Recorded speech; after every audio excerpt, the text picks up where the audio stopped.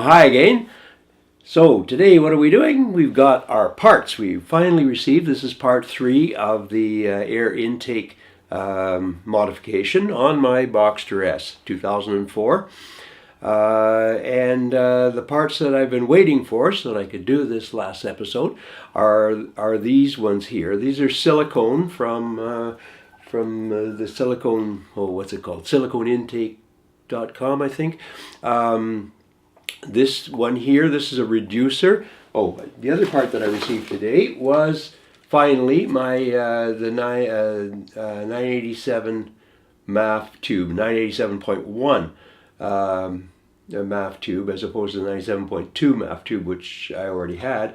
And if you remember the last video, we had a problem with the connector. So I decided just to go get another one of these, and I'll put the other one back on eBay or something.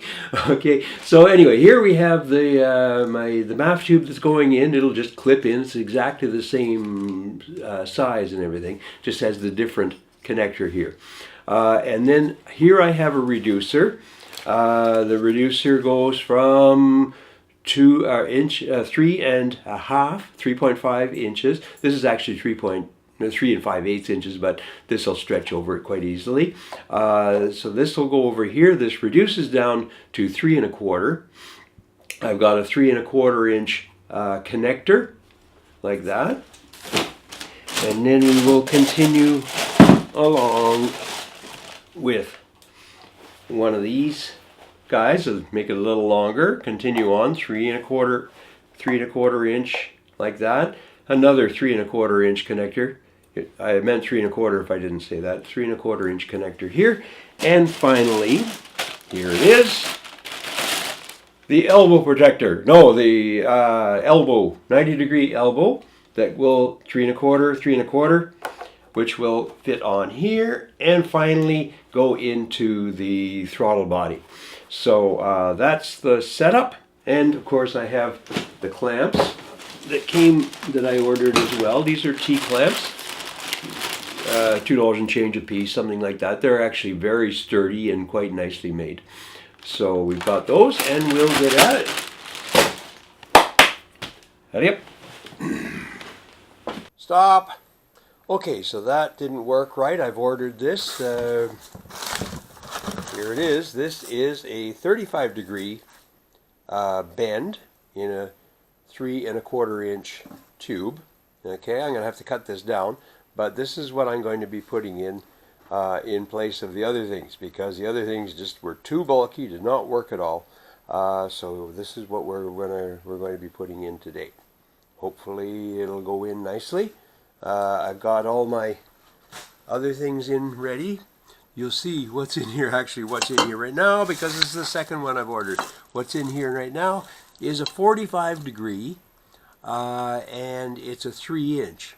Well, obviously I said, well, why am I putting in a 3 inch? I don't know why I ordered it. Sometimes I do stupid things.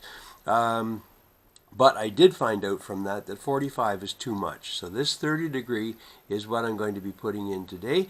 And let's hope we can just button it all up and see what happens.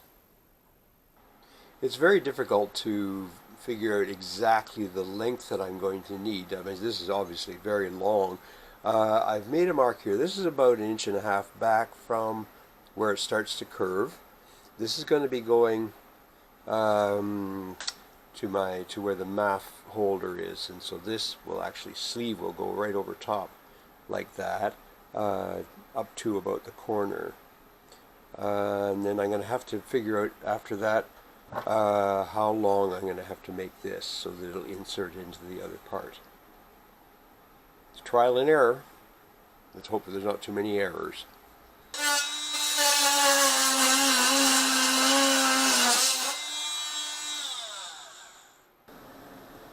So there's the installation. You see, I've got, I told you about the length here, about 1.5 inches back, and that was fine. That worked out pretty well. And then from here, from the thing up here too, this is where it's cut right there. Let's see, that's about 4 inches, roughly. up like that. I mean, obviously it can be half an inch shorter or longer, so it's not critical, because that, of course, the aluminum goes up inside the sleeve here. This elbow here, I mentioned before, I've cut it back. I've cut it back about an inch so that we have a little more room here. This end is not cut back at all. This band here is actually just a bumper. I found that the tube was touching the transmission underneath, and I thought it might rattle or break, or I don't know, not break, but cause problems. So I put this band around here, rubber band, just to cushion it. It doesn't serve any other purpose. There's no joint or anything there. I found the best ways to put the clamps on, because if you try, you can't put them either way because they always interfere with something. And this way I seem to have found a way to put them in.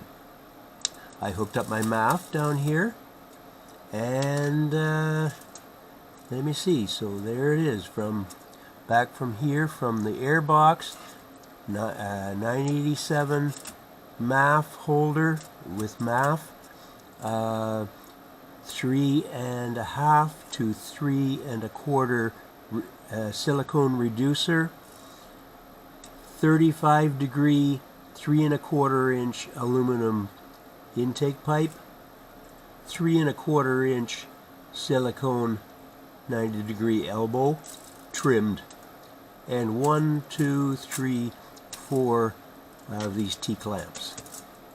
I found the best way to put this in as well was to sort of put it all together without the clamps and put it in from this end, push it down and feed it through and get it in there. And then I put the clamps in afterwards. I open them up and put them around, and it's a bit fiddly, but it's a lot easier to do it that way than to put the clamps on beforehand, because they're bulky and they get caught up on everything. Everything is tightened up, so I guess we're ready to do a trial, do a start. Oh boy, are we nervous? No, no problem. It's gonna run. Okay, so I've hooked everything back together. We're going to try our first start. First thing we need to do is we'll put the key in. Duh. We'll put the key in, okay, and we're going to initiate the system, which essentially means that we're going to turn on the key, but we won't start the motor. Turn off the radio. Okay, and we will wait for a minute. Okay, now we'll turn it off. And now we'll try our start. Are we ready? Clutch in. Okay.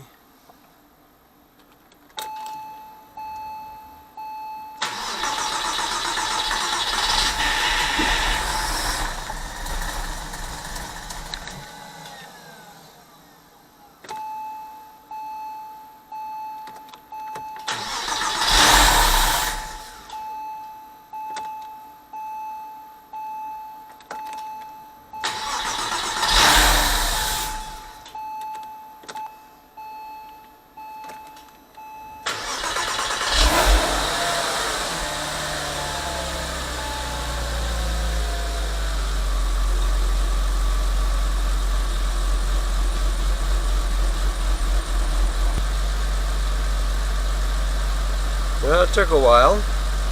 Mind you, it has been sitting for a good month or so. Hasn't been started. I didn't put any stabilizer in the gas. Maybe I should have. However, right now, it's idling.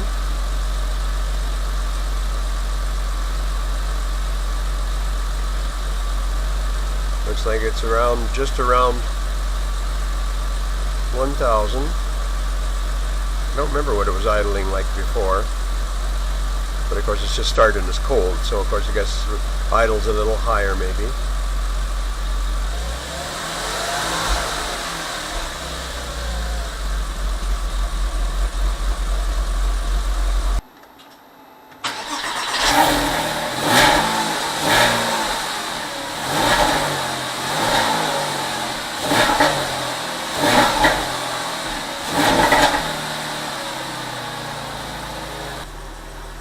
Okay, so I've hooked up the geometric. Car's running. Oh my goodness. No faults found. Amazing. Amazing. Okay, it's now idling at around 700. It's around 700 RPM. Okay, so that's it for part 3. And the air intake install is now finished. The car seems to be running. Next step will be, if you join me in the epilogue, the next step will be to do a road test. Will be to try and get that tune done by my local Porsche dealer for the special edition tune. This is the 2004 Boxster S. The special edition has some slight modifications and will remap a little bit my ECU. The other thing will be, finally, of course, we'll take it to the dyno and we'll see if all this hard work has paid off with a few extra horsepower. Anyway, let's hope. Okay, see you then. Ciao.